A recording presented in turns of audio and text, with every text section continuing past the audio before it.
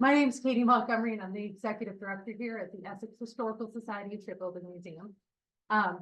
We are so excited to have David Robinson here to talk to us about underwater archaeology.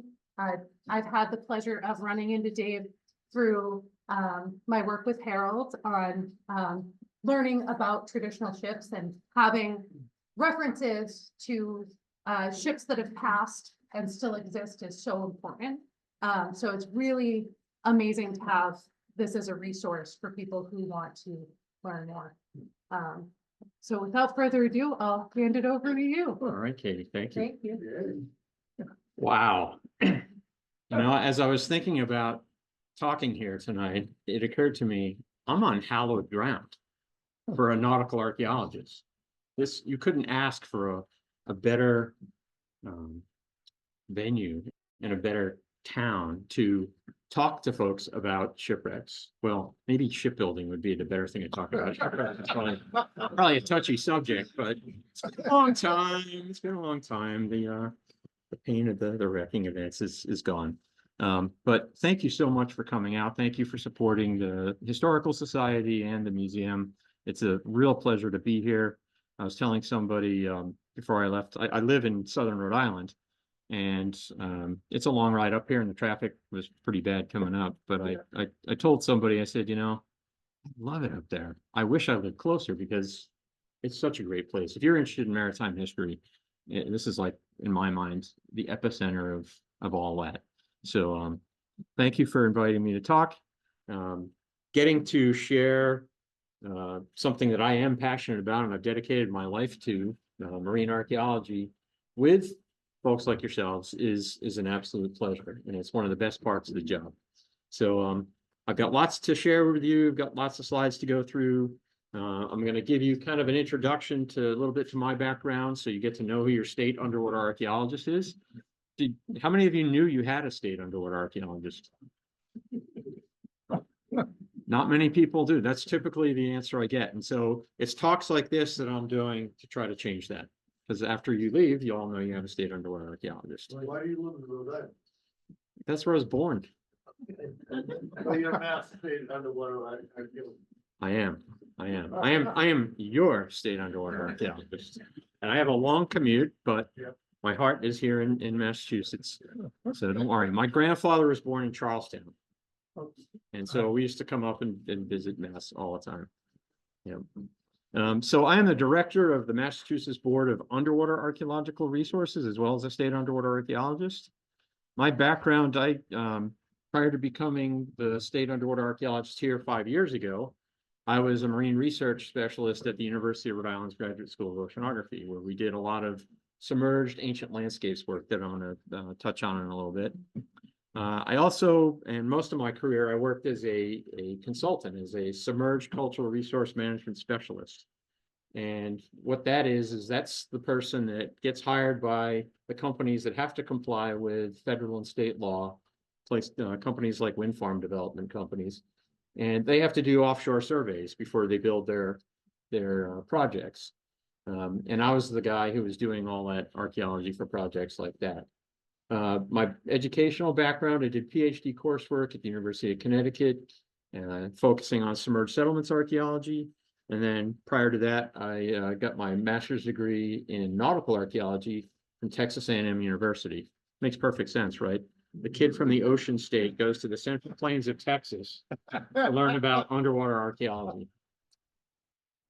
The world's first program in underwater archaeology was at Texas A&M. It was the best one when I went there. So that's why I went there. And then before that, I got my bachelor's degrees in anthropology and in art. And it's amazing how much that art degree has come in handy for moments like this when I'm putting together slide presentations and doing reports. I've worked 33 years as a professional underwater archaeologist, and that's taken me everywhere up and down the eastern seaboard, out to the Great Lakes. I spent 3 days submerged in the U.S. Navy's nuclear research submarine NR-1 at the edge of the continental shelf in the Gulf of Mexico, looking for submerged landscapes on a project that I did with Dr. Robert Ballard, the Titanic guy. It's also involved less glamorous projects like the hauling out of the old steamboat that used to be at Anthony's Pier 4, the Peter Stuyvesant, when they were developing the waterfront there. And getting to work on the Vasa. I was just talking to this gentleman about the costs of conserving and then curating shipwrecks. It's one of the reasons why we don't raise shipwrecks like we were early in the history of underwater archaeology. But that picture of me peering out of the gun port from the stern of the Vasa, that's a vessel that sank 400 years ago that is in one of the national museums in Stockholm and is a perpetual care kind of a situation. The ship wasn't supposed to last 400 plus years, and it's expensive to take care of a ship when it's out of the water. Yeah, so varied career, but most of the work that I've done here, and the reason why I'm your state underwater archaeologist, most of the work I've done in my 33 years has been in Massachusetts.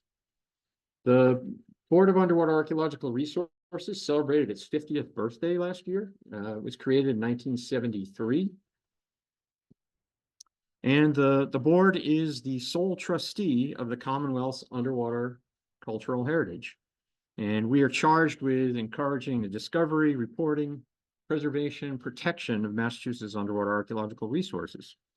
The board consists of 9 members, and there are folks who are appointed from a variety of different state organizations, like the State Archaeologist's Office, the State Archivist's Office, Director of DCR Waterways, Director of CZM, Coastal Zone Management, Director of the Massachusetts Environmental Police, and the Executive Director of MHC. And we also have, if you ever have an interest in serving on the board, we have 2 governor-appointed members, and anybody can volunteer to do this. 2 from the recreational diving community, and then 1 at-large marine archaeologist, some of whom you may know. That's Graham McKay, Executive Director of Lowell's Boat Shop. Our jurisdiction extends everywhere that you see kind of that light beige coloring around the state. It's the coastal waters out to the federal and state water boundary, as well as all the inland waters and wetlands. So it's a huge area to be responsible for. And we have one guy, one person to do it, and that's me. So you're probably wondering, okay, Mr. State Underwater Archaeologist, what do you do at BUAR? What are our tax dollars paying for? Well, we review about 1,500 projects a year. These are all the development projects that are impacting submerged bottomlands in the state.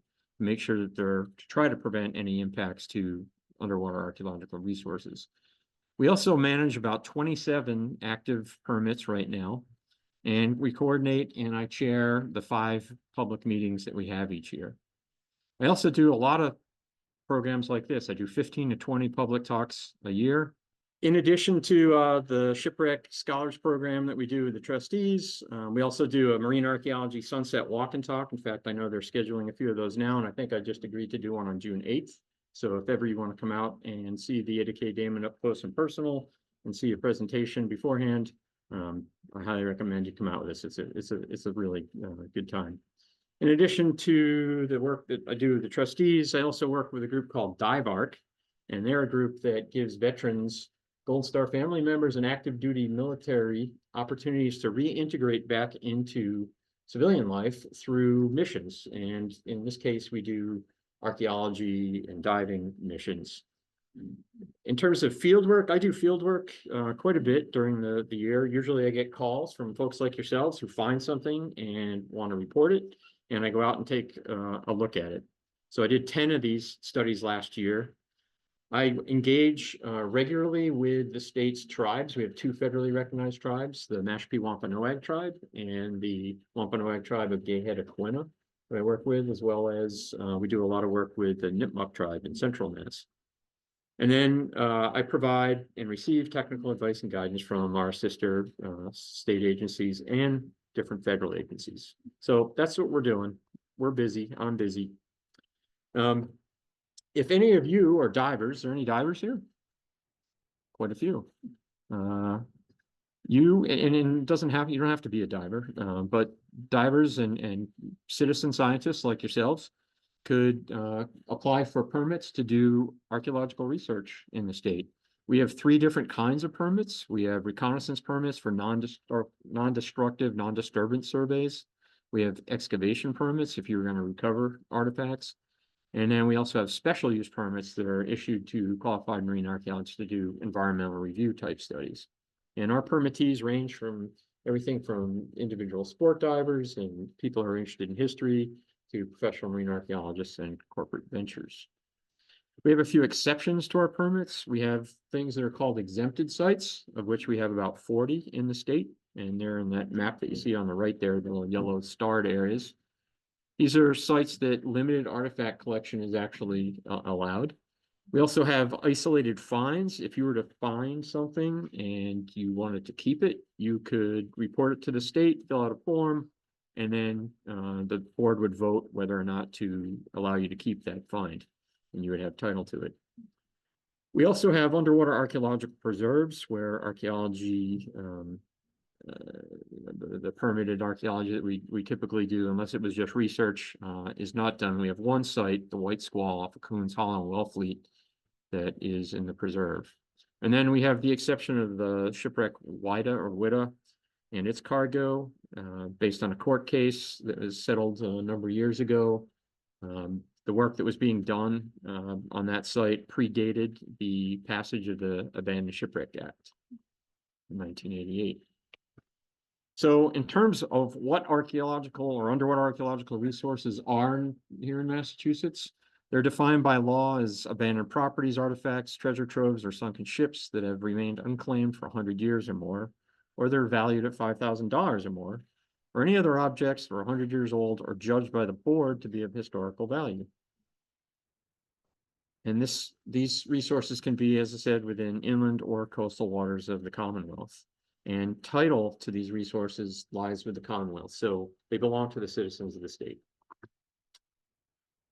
And this has been supported by the passage of the Abandoned Shipwreck Act in 1988, which removed historic shipwrecks from admiralty law and established U.S. ownership over all abandoned shipwrecks in U.S. territorial waters, and then transferred that ownership and management of abandoned shipwrecks from the federal government to the states, thus confirming our ownership claim.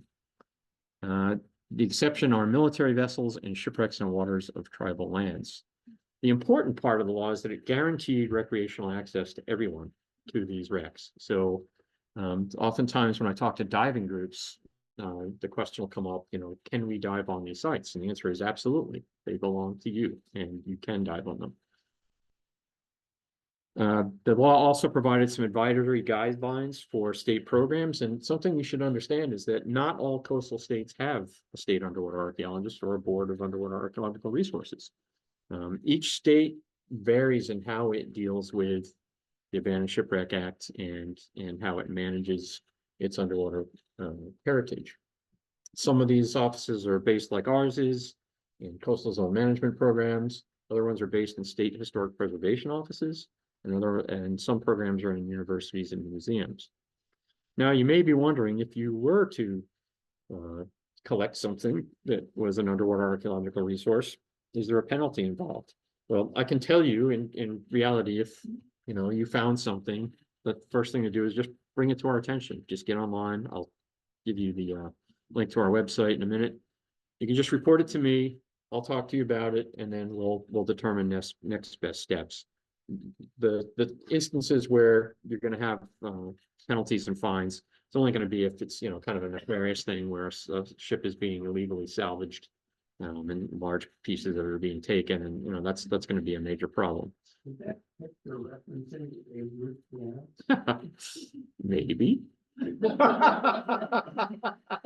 I was I was the archaeologist that worked on that project and got to dive in the pond that it was in. And one of the more unique experiences was diving under this mat of about 3 feet of tree branches and roots and all kinds of weirdness. It was like a sheet of ice, but it was vegetative. And you could there was about a 3-foot space underneath that you could fit in, and it was dicey. And no, we never found the piano, but it didn't matter. Sox have won 4 times now. So the spirit was enough to carry the Sox. If you want to learn more about the board or get in touch with me, the best way to do it is just to Google BUAR, and our website the links to our website will pop up. And there's a whole lot of information on our website. But the most important thing for everyone here probably is this Shoreline Heritage Identification Partnership Strategy, or SHIPS form. It's a one-page form that you can download and then fill out and send it to us if you are walking along the shore and you see something and you think it might be archaeologically important. So I would love to hear from you. Just send me an email, say hello. That'd be great, because I do work for you and I have all of you in mind when I do the work that I do. All right, now the real reason you all came. North Shore shipwrecks. So you've probably noticed that in the news in the last year or so, there's been a lot of press on the shipwrecks here. There's the one that became exposed at Canomo Point, and there's another one that became exposed out in Essex Bay and actually in Gloucester waters. And then the Ada K Damon. How many of you are familiar and have seen the Ada K Damon? Quite a few, yeah. That's on Steep Hill Beach in Ipswich, and a big section of it re-emerged a few weeks ago and got a lot of people's attention. And as I've looked at these newspaper accounts, you know, I know the reporters all do the best job they can, but in reading them, I realized there's a lot of not so accurate information in there. And then also started to see posts popping up on Facebook with pictures of people climbing on the wrecks and making the presence of these wrecks known. And it occurred to me that probably it would be good if I came to this community and talked to you about these resources that are there, to try to clarify information about them, so that you had kind of the story from the horse's mouth, as opposed to reading it secondhand through news reports. Shipwrecks in Massachusetts, and let's see, I don't know how many you realize, but we have a lot of shipwrecks in Massachusetts state waters. There's over 3,500 reported vessel casualties in our waters. There's lots of good reasons why they're there. And the biggest reason is that Massachusetts, as you know, has been a maritime state, a maritime colony for really over 500 years, that Europeans have been coming here either to fish or to settle. And as a result of all that activity, we have a lot of shipwrecks, and we have a lot of cultural resources, underwater archaeological resources, not just off the coast, but also in the inland waters as well. In 2008, I did a study I talked to my predecessor, Vic Mastone, who some of you may know, who was the director of the board for 32 years before I became director. And BUAR keeps a database of as many shipwrecks as we have records for. And I said to him, I said, has anybody ever done a statistical study on where are these things located? Why have they sank? When did they sink? Have we really taken a broad brush look at the wrecks in Massachusetts? He said, no. And I said, well, I'd like to do that. So I did. And just as a fun project. And what I found was that the shipwrecks in the state are not randomly distributed. They're actually located in places where land sticks out, or by old ports or very active ports. And it makes total sense, right? Where the ship traffic is where the shipwrecks are occurring. Also where there are hazards offshore. And what I found out was that there was kind of an average shipwreck for Massachusetts. And that was a vessel that was approximately 100 feet long and 300 tons, made out of wood, dating from the second half of the 1800s, less than 20 years old at the time of its loss, carrying fuel oil, coal, clay, lime, stone, or lumber and timber, or fish, destined for a Massachusetts port. It either stranded, burned, foundered, and this would have occurred most likely in the winter or fall off the coasts of either Gloucester, Rockport, Boston, or Nantucket.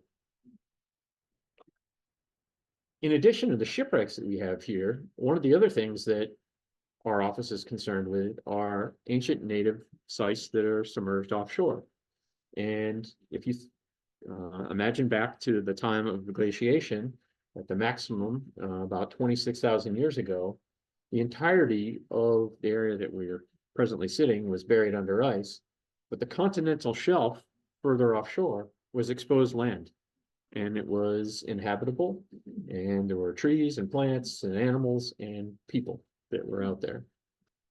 Since the height of the last glaciation 26,000 years ago, as the Earth began to warm, the glaciers melted and sea level rose some 400 feet from where it was then.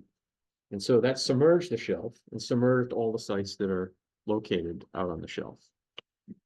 They're hard to find, so it's a part of underwater archaeology that it's only been really developing in the last 20 years. Underwater archaeology as a discipline is only about 60 years old. The evidence that we have that these landforms exist offshore have been found serendipitously by fishermen dragging the bottom. So things like mastodon teeth and these deposits of peaty organic vegetation with tree stumps and tree roots in them have all been dragged up as far offshore as George's Banks.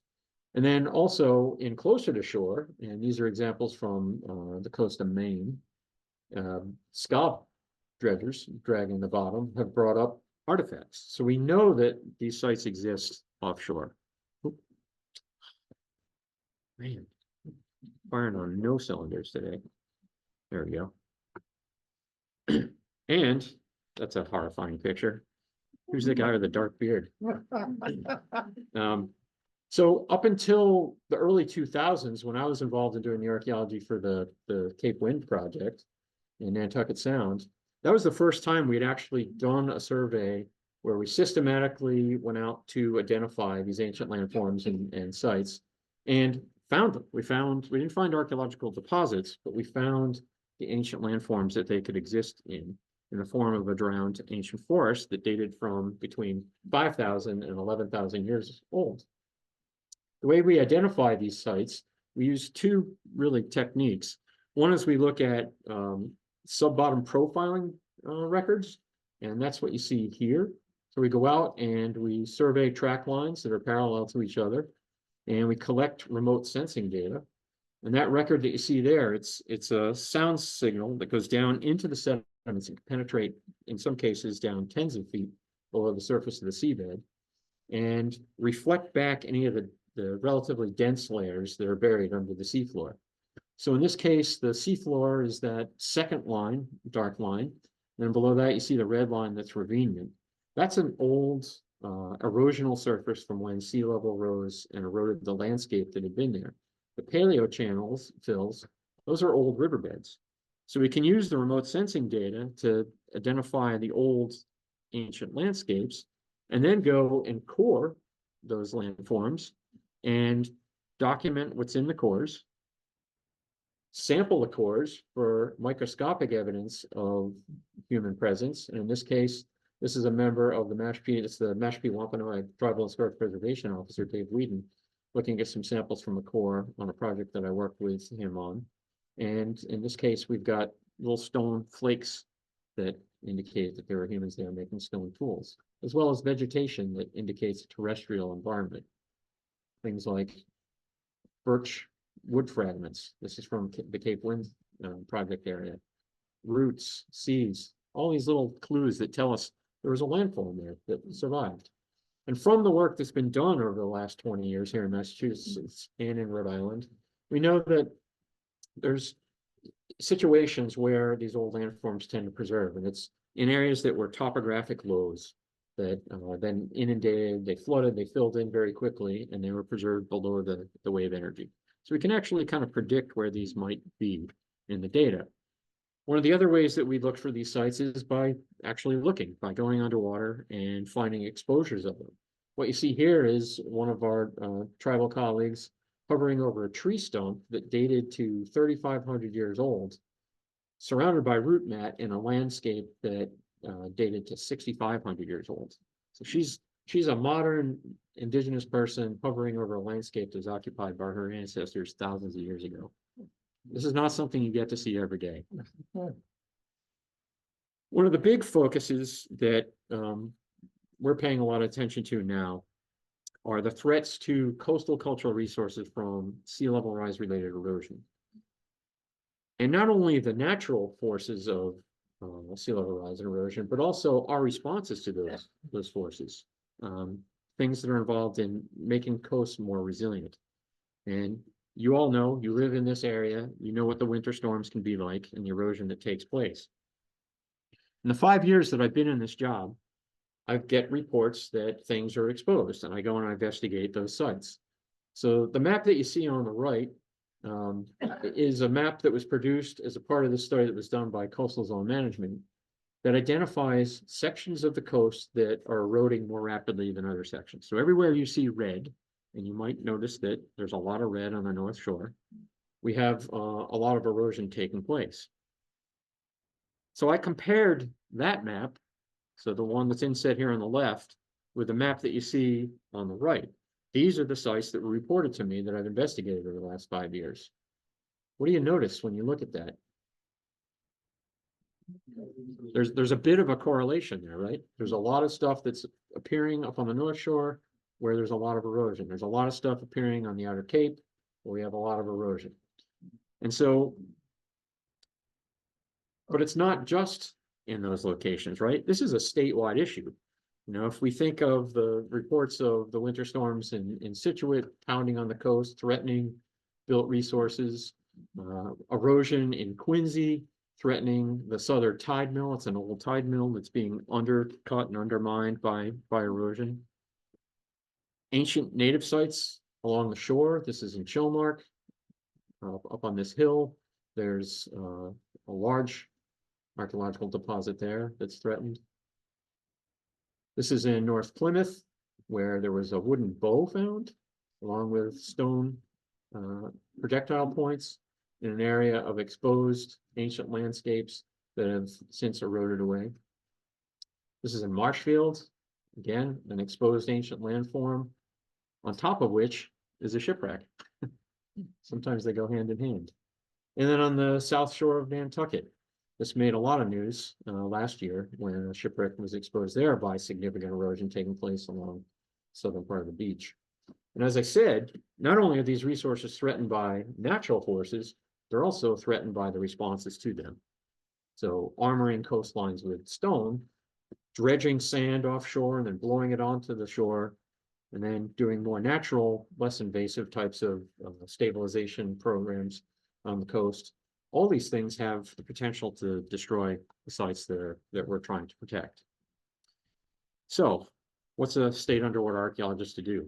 And I'm going to share with you the story of the 80K Damon in a minute, but the North Shore has kind of like been ground zero for alerting me to the fact. It's been kind of the canary in the coal mine that we have a fairly significant problem that I don't want to react to. I want to proactively plan to respond to.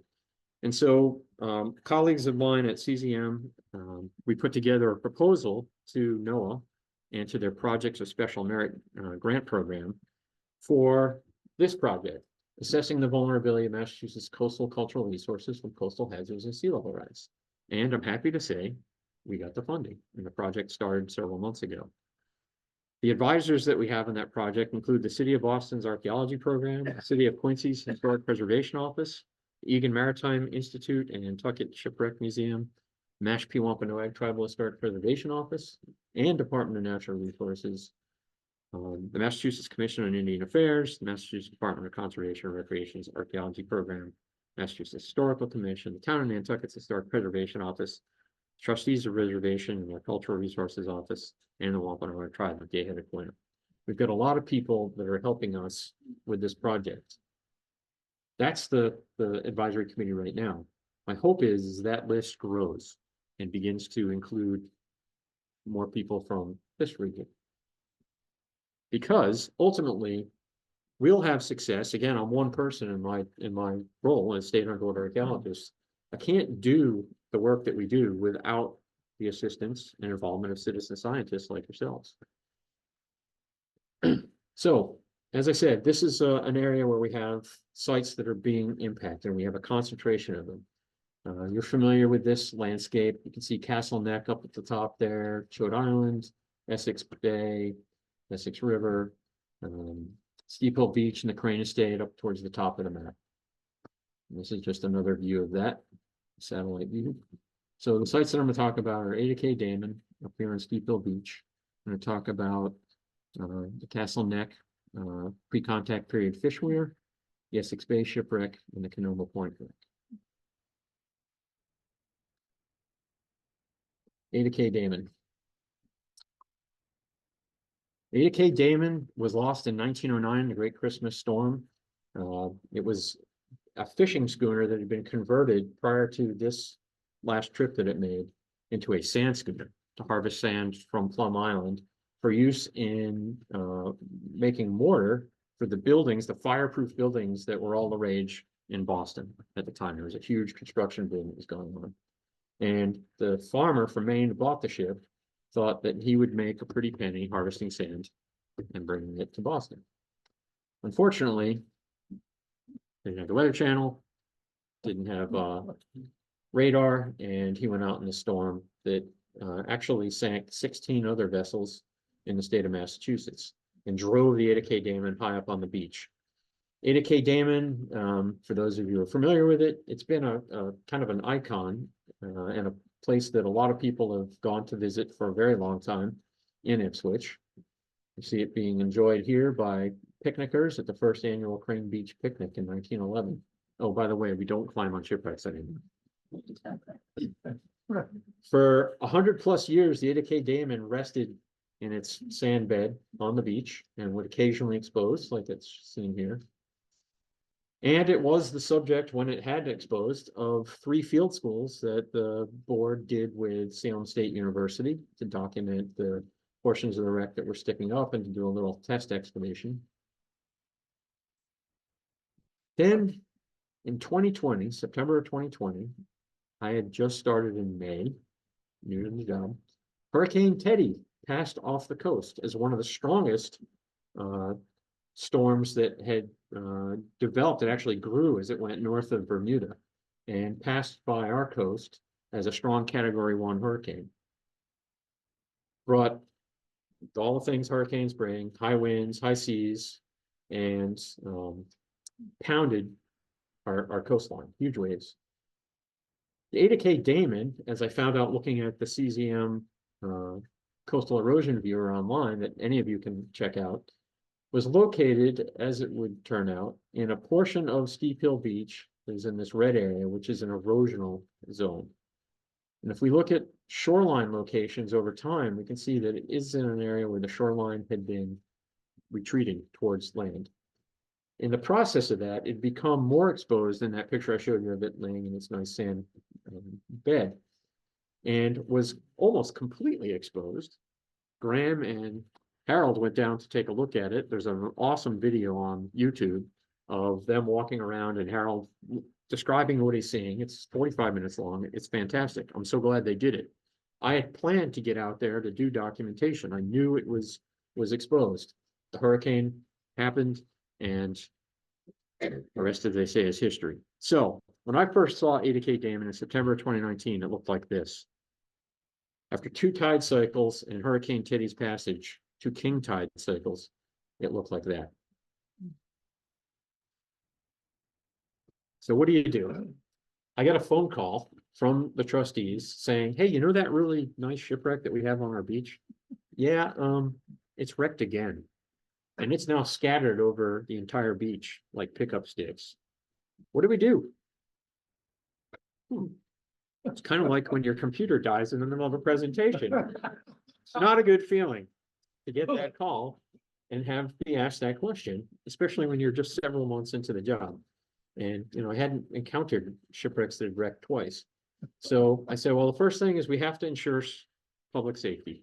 So contact the harbor master, ask them to contact the Coast Guard, put out a notice to mariners saying that there could be timbers floating in the water. Second thing is we need to document what's visible now before it gets reburied or destroyed. So I put together a team of citizen scientists, and we went out, we took some low altitude aerial shots of the wreck. And this is within several days after it had gotten ripped apart. We went and did precision GPS mapping of components of the wreck, and then did some detailed documentation of portions of the wreck that we hadn't been able to see before.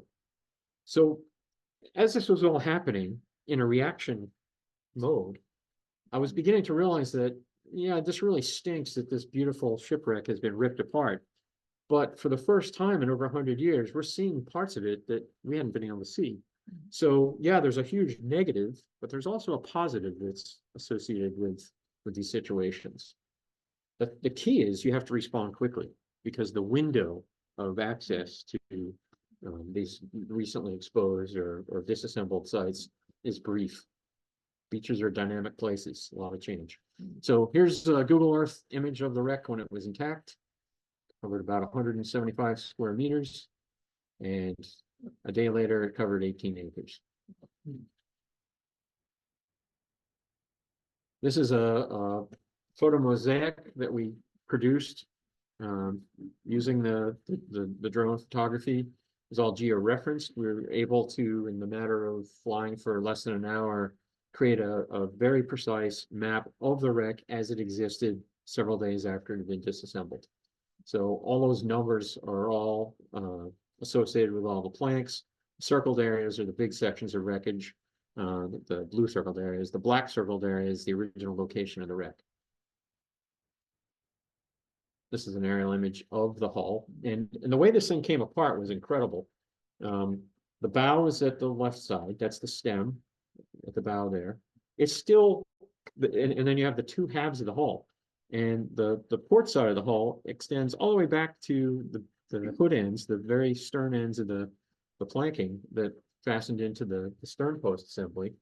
You had the entirety of this 80+ foot long vessel get lifted like a zipper off its keel, and then like a chicken breast or a fish fillet get taken about 2 football fields down the beach.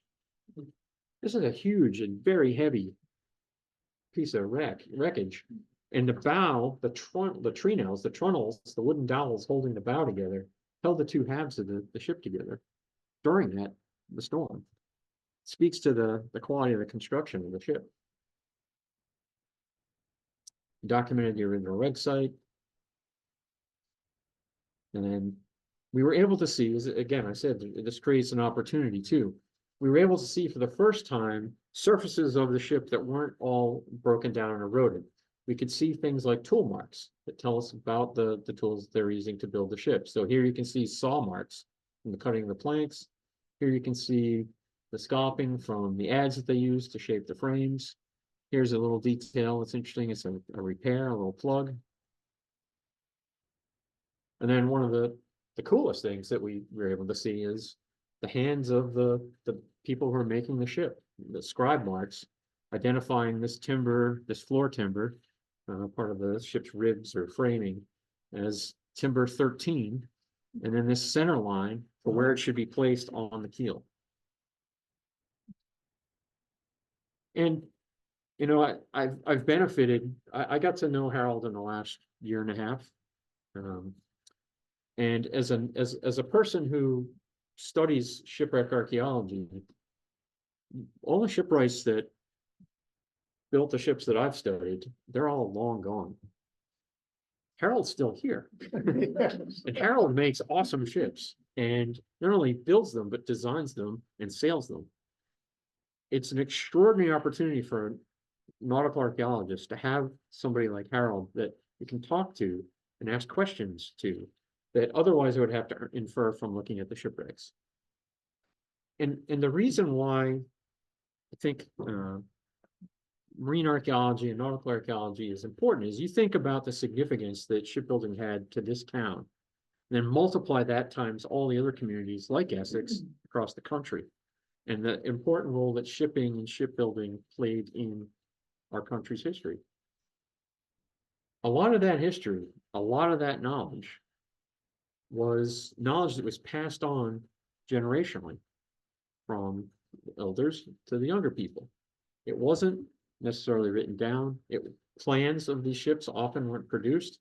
Sometimes you just were working from a half-hull model rather than a detailed plan.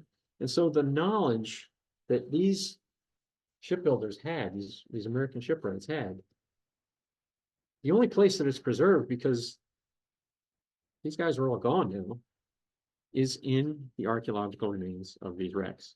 That's what makes them important. That's why it's worth preserving them. That's why it's worth studying them, because it's the only place we can get the information.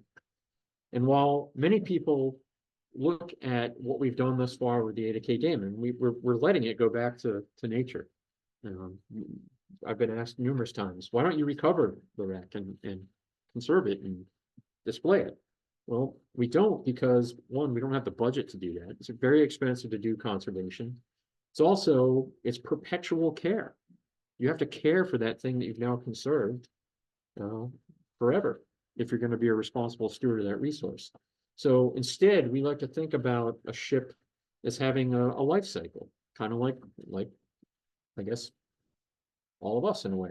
It's born, it's designed, it's conceived of, it serves a long life, hopefully, in its mercantile purposes. Then it's either abandoned, it sinks, or it's recycled and it's reused, or it becomes a shipwreck. And in a way is reborn as a tool for learning and enjoyment of people. So in addition to the documentation work that we did initially, we've since we created the Shipwreck Scholars Program. We created it not just to be an educational program, but also to be a citizen science site monitoring program. So the program was created for kids ages 5 to 12 and their families. And we started to run these programs that come out to the site. And every time we go out to the site, it looks different and there's new things that we see. And so the children that are participating in the programs become scientists and help us do actual monitoring of the site. And then because the adults wanted in on things, we created the Sunset Talk and Walks, I call them, to bring adults out to the site. And we did the exact same thing. So these educational programs became opportunities for us to continue to monitor the changes to the site. And the changes are significant. We have documented when that large section of wreckage became exposed a few weeks ago, we were able to record its position. It's migrated since the storm, so over the last 3.5 years, a quarter of a mile.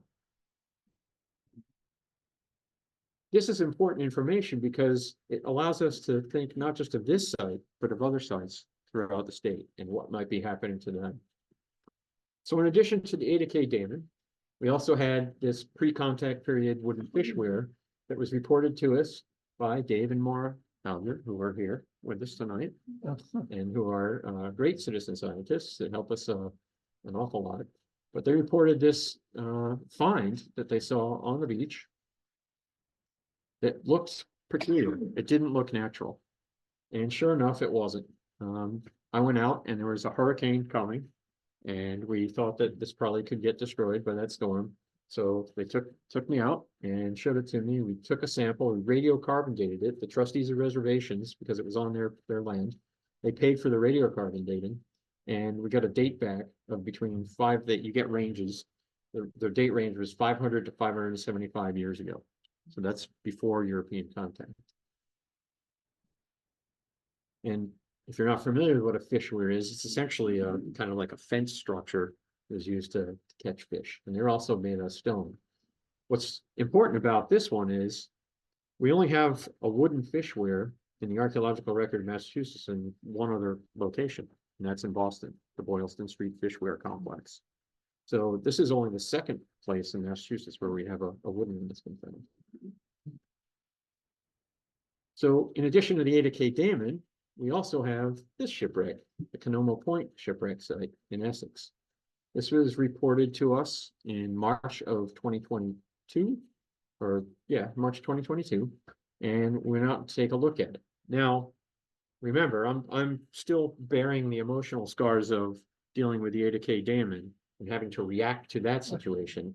So you can be sure that I wasn't going to let that happen again. And so with sites like this, I'm going out regularly, 3, sometimes 4 times a year, to monitor changes in its condition so that when it does become fully exposed or more exposed than it is in this pictures, that I can begin to record a lot of details of its construction. So this picture was taken in October of 2023. So this is a little over a year and a half later. This is clearly in the process of exposing and eroding.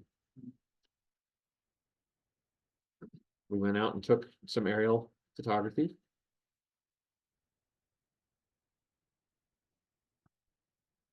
This is another shipwreck site. This one's in Gloucester in Essex Bay. It was reported to us last February. Also, in an area where sand is retreating, landscape is changing, and it's eroding.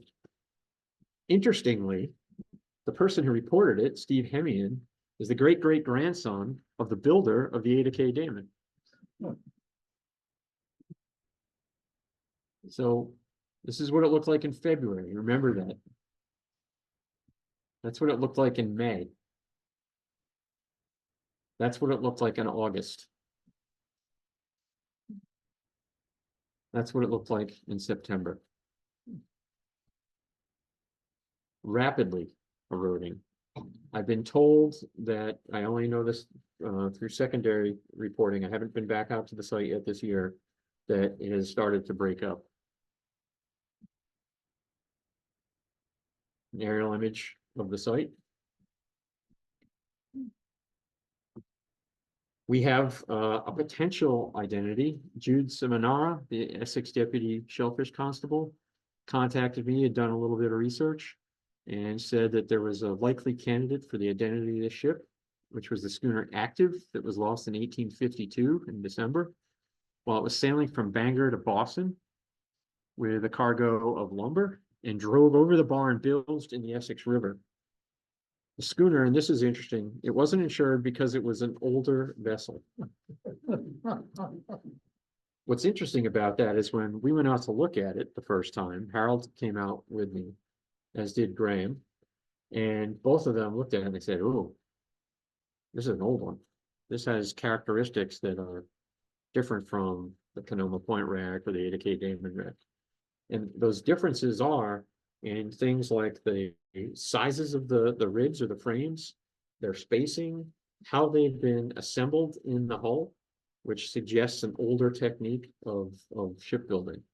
So if this sank in 1852 and it is the Active, and it was old at the time it sank, and we know that ships lasted 50, sometimes 70 years, this very easily could be a ship that dates from the late 1700s or the early 1800s, making it one of the oldest shipwrecks that we know of in Massachusetts state waters.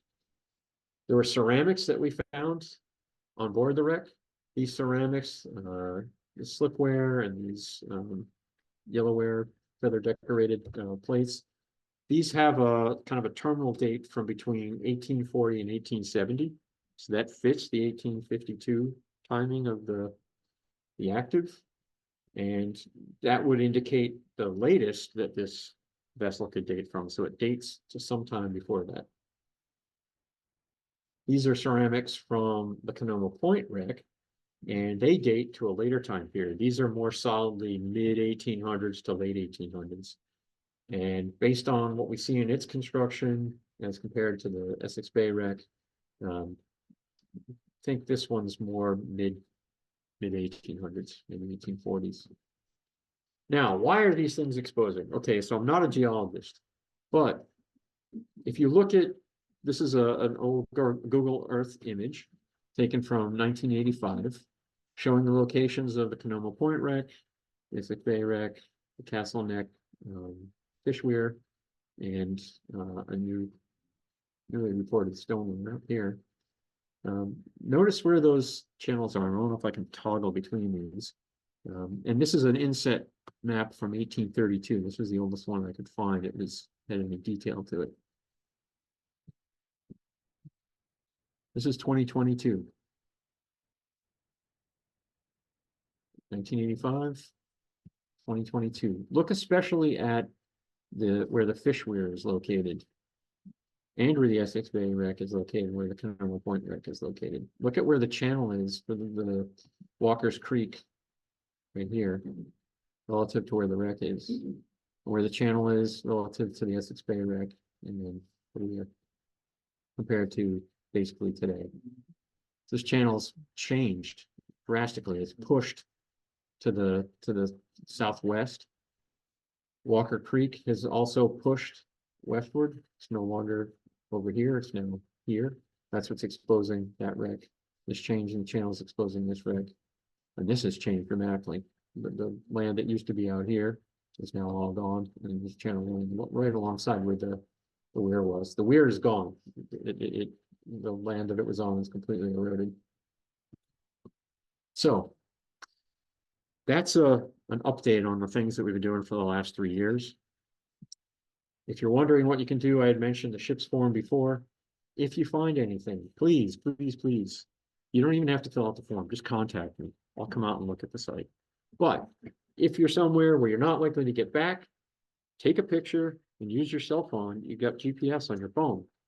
Record a position in the notes and take a picture, and then contact me and I'll help you fill out the form and report it, because it's you folks who really are the eyes on the ground that are preserving our state's underwater archaeological resources with a little help from me. That's it. Thank you.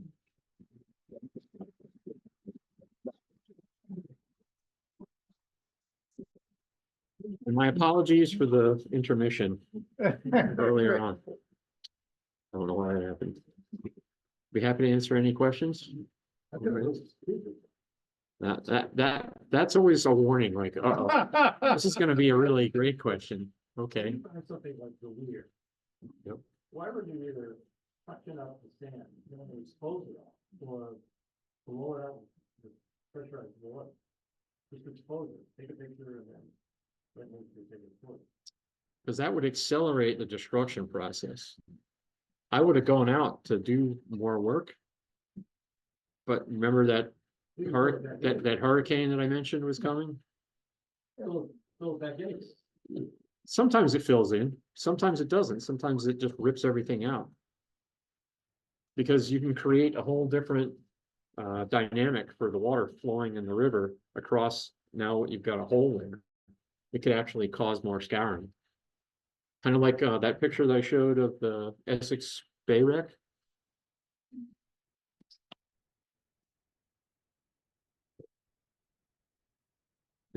So you see what's happening here? That's what it looked like when we first saw it. The stern end, which is towards us, was completely buried in the sandbank. But because this wreck was sticking up and it changed the flow dynamics over that area of sand, it creates scour. And that's why this is eroded out like that. So if I had done what you suggested, I probably would have accelerated its destruction. So it's just a decision that I made at the time. But you have a good view of what was there. We would have, Yeah. but again, got the phone call, went up the next day, hurricane coming, they need to get their boat out of the water. You know, there was a lot of dynamics that were influencing things that prevented us from being able to do that. So that weir is gone. It's gone. At least this portion that had been exposed and the land that it was on, it seems like it's completely eroded away. People ever use LiDAR? Yeah. Yeah, LiDAR gets used mostly in terrestrial archaeology, but there are situations where it can be useful for near coastal shallow water. So the intertidal, if the water is clear and the light can get down through the water column, it can be useful. And the way that it's typically useful, you've seen it. You asked the question, so you obviously know what you can see with it when it works for us for identifying sites. It reveals things that aerial photography can't see. You know, it can go through the leaf, the leaves on the trees and see the ground and bring out subtle little nuanced differences that are produced by people in the landforms that would suggest that there's a site there. So yeah, we could use it in the near coastal area in some cases. Yep. Have you ever heard the early sites research center? The what? Early sites research center. It used to be in Raleigh. No, It disappeared in time. I don't recall. were they the ones that did the early work on Bull Brook? Mhm. On the Bull Brook side here? Yeah, I guess I've heard of them, but I never interacted with them, had a chance to interact with them. Yep. There's a center like that now at Texas A&M that started after I left. I wish it had been there when I was there. Or definitely. Did you ever, follow every roads in this work? Yeah, when I was a young guy, when I was a kid growing up in Narragansett, Rhode Island, yeah, I used to take his books out, the Lighthouse book, especially, I really enjoyed. You had a bunch of shit, right? He did. Unfortunately, he was a better storyteller than he was a historian. And in my new job, I've had to deal with some of his facts being a bit suspect with prospective permittees. Yeah, and he's a good writer. Yeah. Yes. I see on Facebook, et cetera, and Salisbury Beach, they're discovering old marshes with footprints on them and sometimes wagon tracks. Yep. And I'm just wondering if you study those or you just think that's, only 150 years old and not. It's really interesting. I saw it on Facebook too, and I said, "Oh, I got to get out there. I want to take a look at these things." Oftentimes, they're exposed in the National Seashore on Cape Cod as well, and the National Park Service. That's their jurisdiction. We don't have jurisdiction there, though we do collaborate with them quite a bit. I haven't get on out to see those. I've seen them on Block Island, so they're, I don't want to say common, but they're definitely there. Yeah. Up Yes. on Plum Island, I've heard through the years about numerous reports along Plum Island of things showing up after storms, especially on the backside of the bay side of what could have been payloads of ships on the inside because the ship built, the beach built out through the years from the days. Whatever, do you have any information on that? And the other thing was there was this, I believe it was the Salem Harbor Master, that wrote about a lot of shipwrecks and things in the North Shore area. Yeah. I can't think of his name, but it was all. Ray Bates. No. Yeah, I haven't done any field work out on Plum Island. But I'm aware of It's a the, very transitory beach. yeah. And things here and disappear. So one of the things, I didn't put a slide in, but one of the things that I think we're gonna adopt in the state is something called the STAMP program. And it's a program that was started at the University of West Florida. And a grad student there created a system of tags that had QR codes on them that you could affix to ship wreckage, ship debris.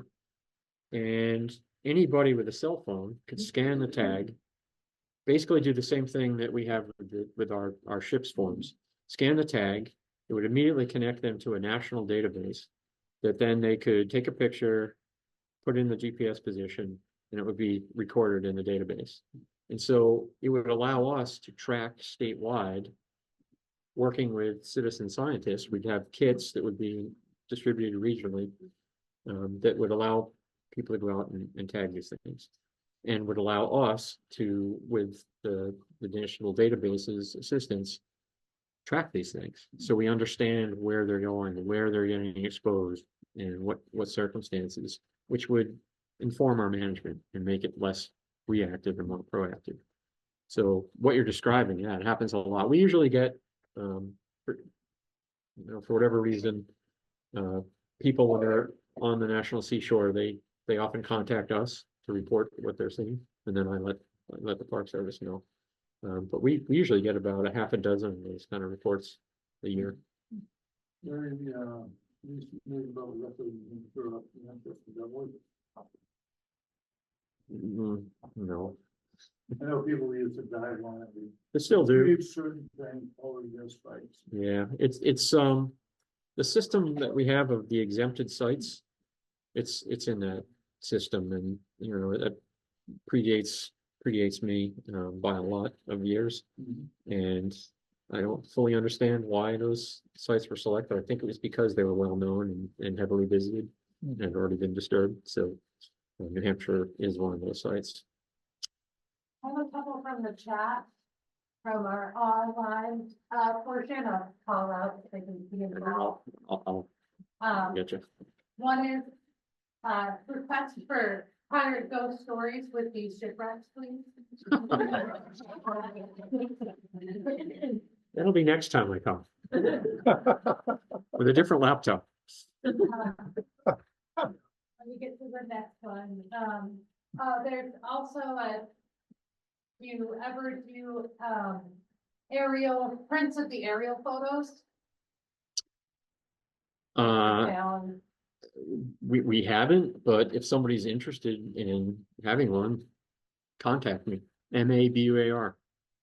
Resources belong to you. I work for you. The image belongs to you. And the last one I saw there was, a request to see again a slide, page 17. Yeah, page 17 with the, what is it? The list of all the locations of totals of shipwrecks in the beginning of the class. All the shipwrecks from the beginning of the talk. I think probably you have one of those maps that is, yeah, is it the map one with the color coding?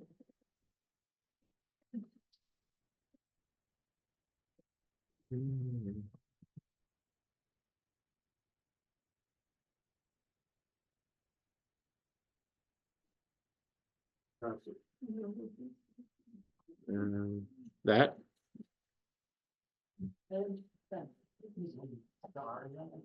This is map, maybe that one. this one? Probably the next one that I'm not sure. One of all the communities. Like Foster's spread and the hot spread and. You had your. Oh, yeah. Yeah. Yeah. Okay, I know. I passed it? Yeah, was it the red dots on the, showed so many of them up on the North Shore? Was it the one with the dots or was it this one? There.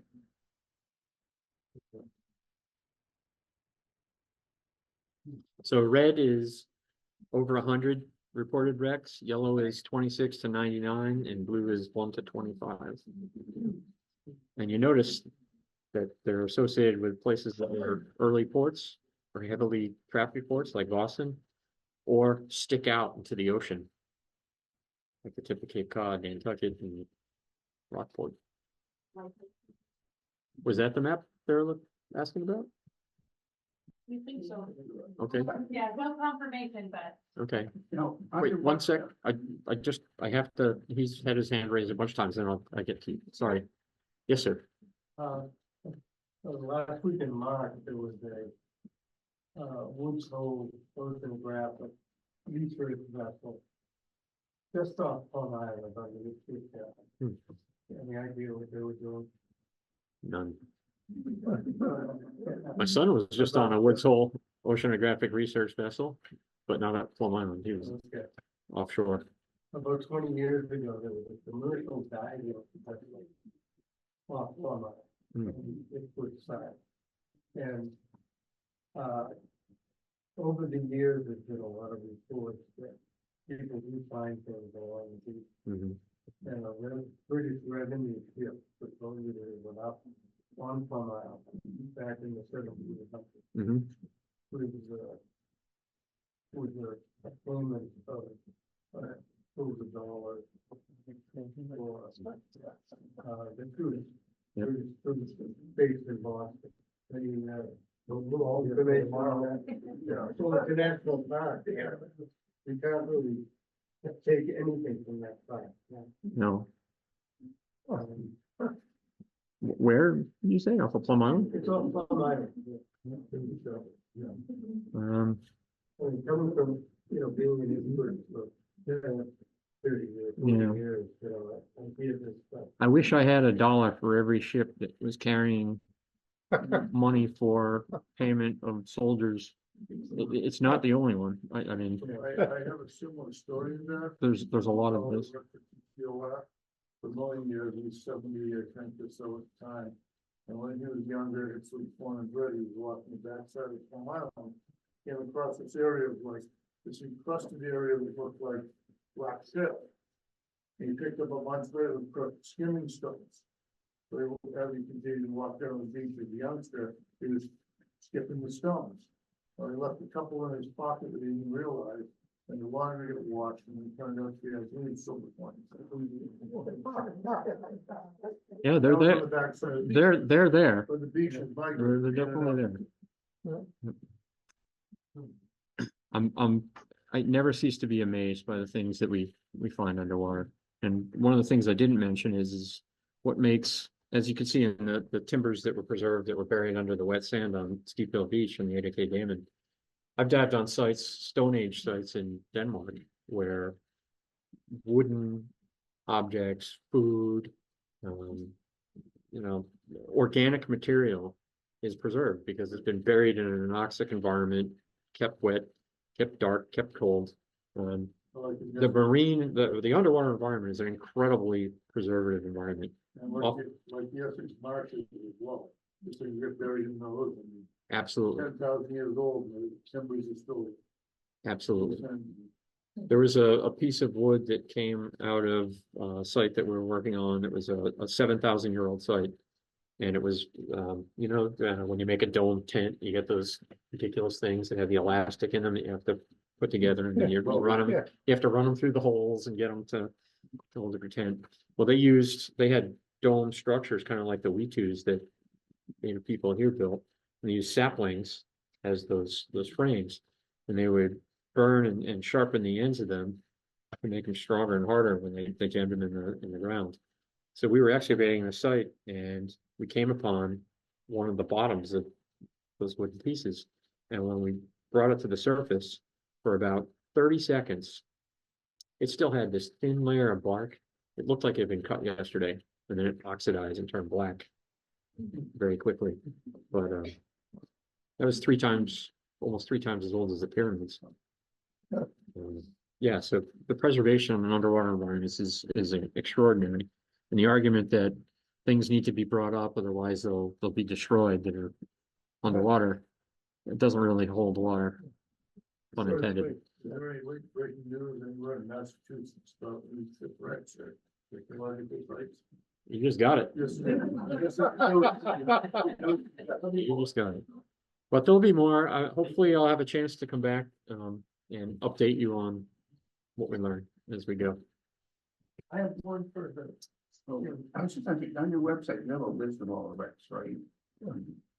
We have a list of all the exempted wrecks. The exempted. Those are the ones on it. Those are the ones you can dive on any of them, but those are the ones you can dive on and actually do it's called casual artifact collection. And the ones that aren't exempted, you have listed those, but not their location. So by statute, by law, the locations of underwater archaeological sites are not protected by the Freedom of Information Act. They're not public information. So we maintain an inventory. Is the Portland included? No, it's in federal water. There's somebody had a question over here. Oh, I just wanted to say, I've always read and or heard that there is a petrified forest out there. Yeah. Oh, they may not be petrified. They're supposed to be large forests. I have no idea. I've seen in a couple of places on the Massachusetts coast in the last few years. They're not petrified, but they're tree stumps in places that trees don't grow anymore. They're submerged. They're subtidal, shallow subtidal, just like that one I showed you the picture of. So I have no doubt that there's those things. And please, if you see stuff like that, let us know too. Because it's those preserved ancient landforms that are likely to have. They're going to be the only places where we have in situ or primary context ancient native sites. About 15 or 18 years ago, after a series of winter storms, it might have been the period of time of the Mother's Day storms, We had 100-mile-an-hour winds. Mhm. The following spring, I noticed in front of Plains Beach, there had been a great big huge mound of sand. Big huge sand dune is now a valley, near the standing forest strip. Yeah, It had been buried and because what happens is as the coast migrates landward. And it's always these, it's these topographic lows. You remember that picture I showed of the kind of the buried paleo channels? It's the margins of these water bodies that when the shoreline is retreating inward, it's pushing sand, it's pushing the dune face back. And that sand and upland material is being eroded and sloping in to fill these low areas. And then the wave face migrates past them. And so all the erosional force is now either inland or above these areas that are buried. And that's why it's those types of places that we see get preserved. And if you compare it to terrestrial archaeology, when we do terrestrial archaeology, typically we look for settlement sites and habitation sites on elevated, well-drained soil. Those aren't preserved underwater from what we've seen. It's the margins of water bodies. And those would be low probability, we think, when we do terrestrial archaeology, but for underwater archaeology, it would be high probability. And they're extremely important zones because that's where humans are interfacing with the water. They're hunting, they're fishing, they're harvesting ceremonial materials, medicines. So it's an important landform that we have preserved offshore, and it's a landform that's going to have organic artifacts that you don't find on land in the underwater context. In Denmark, they're finding sites that are submerged. The organic artifacts are about 2/3 of the assemblage that they find total versus the inorganic. Was that earlier you showed a picture of spot central map? Is that the drawing? Is that reservoir? Not shipwreck, but areas in which you have oversight over. So we have shared jurisdiction over the resources in the Quabbin with DCR. Is there anything there? Was that flooded? It was flooded and they bulldozed a lot of what had been there that wasn't removed. So a lot of the Quabbin is kind of been flattened. But not all of it. There's definitely some things that are still there. Yeah. And getting in the Quabbin to do survey work is a bit of a challenge, and it's something that actually I've been talking in the last year to folks at DCR, the archaeologists at DCR about. I also saw a little star, I think it was give or take around Lake Situate, might be in your venue of underwater archaeology, What was it? Lake Situate. There's another little red spot. Oh, a star. Listed. Yeah. Oh, that was the star map, huh? That was this way. That might have been an errant star. Just guessing about where it was, it looked like Lake Situate. You may be interested in this. It's kind of a long ride from here, but the Hassanimisco Nipmuc tribe, they're a permittee of ours, and they're working on a project in Lake Quinsigamon between Worcester and Shrewsbury, where there are 3 dugout canoes that are contact period canoes that they believe are associated with their tribe, which was there at the time. And they're going to be making a machine on Flint Pond, on the banks of Flint Pond at the beginning of June. So if any of you are interested in seeing that process, which is pretty interesting, you'll get to see every day, contact me and I'll send you the details. Yeah. Last year. Oh, yeah. So people may have seen it. Yeah. Is it possible that the active was built in Essex? No, it was built in Maine, according to the newspaper account, but newspaper accounts are, We had a couple on our vessel list, but for early 1800, no, that's what we have. you do? Oh, I want to know more. You have to drive back tonight, Yeah, here in Hanford, Jamestown. Jamestown. Yeah. Took me almost 3.5 hours to get here tonight. Car accidents. Get back in too. Anybody else have a question? I'm happy to stay.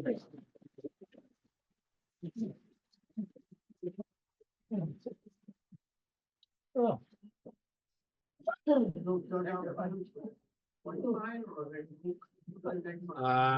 We wood sampled one of them and it was pine. It's pine. I think I've never met a state archaeologist. State underwater. Underwater. Thank you very much. Thank you. It's nice to meet you. How long was the history of smoke?